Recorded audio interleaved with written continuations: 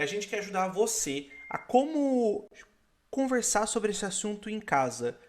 Precisa ser uma coisa traumática? Precisa ser alguma coisa difícil? Eu acho que não, mas é altamente necessário. Bom, primeiro eu vou perguntar pro Rafa. Rafa, você lembra a primeira vez que você ouviu falar sobre aquele assunto? Você lembra a reação que você teve? O que despertou seu interesse? Então, eu acho que assim de início eu tinha um pouco de vergonha de ter esse assunto com elas aqui em casa. Eu me lembro que eu fui ficar à vontade mesmo de ter esse assunto com elas aqui em casa.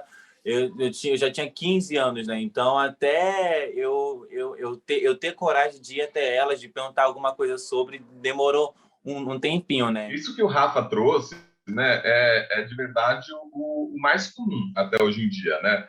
A sexualidade na nossa sociedade ainda é um tabu, né? Claro que a discussão vem avançando, isso vem ficando mais, de alguma forma, fácil, né, de ser trazido à tona, mas a gente sabe que, né, quando se trata de sexo, de práticas sexuais, ou mesmo de desejo, ainda é algo que muitas pessoas têm muita dificuldade de falar, né, e de trazer à tona, principalmente dentro da família. Eu tive sorte porque eu sempre tive amizades, né, que eram envolvidas em movimentos que falavam sobre sexo, né? Então, após os meus 13 anos, que esse projeto começou a entrar lá na minha escola, então fui ficando mais envolvido nisso, fui aprendendo mais coisas assim. Então, após os meus 13, que eu realmente comecei a ficar mais ciente, né? Além das coisas que eu já tinha aprendido aqui em casa, que elas já tinham me ensinado. A sexualidade não é só sexo.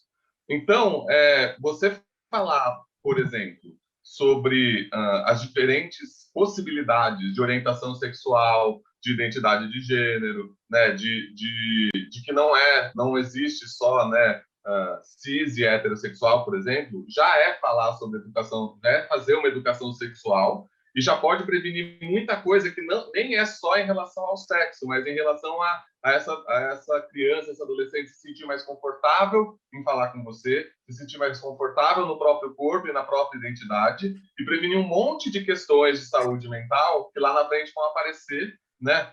Por conta de talvez ele não entender muito bem o que está acontecendo ou de se sentir preterido. Eu acho que tem que conversar, seja o que for, tem que ser conversado em casa com a família. Se a pessoa aceita, eu aceito qualquer coisa. Se a pessoa aceita, eu aceito e converse comigo.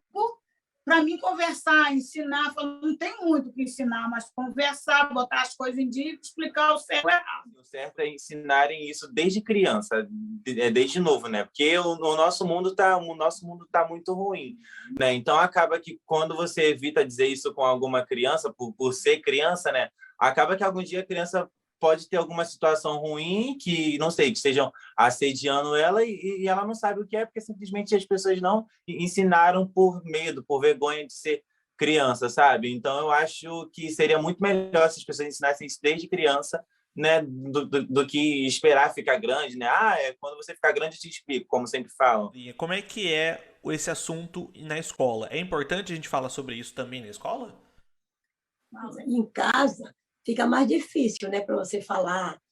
E na escola, fica falando igual tá dando uma aula, entendeu? Então, eles ficam entendendo. E eu quero agradecer você que acompanhou esse papo sobre esse assunto com a gente até aqui. A gente ainda tem outras pessoas para conversar, outras famílias para conversar, então você pode acompanhar tudo isso no nosso portal com mais detalhes e mais ampliado. Valeu, gente. Brigadão.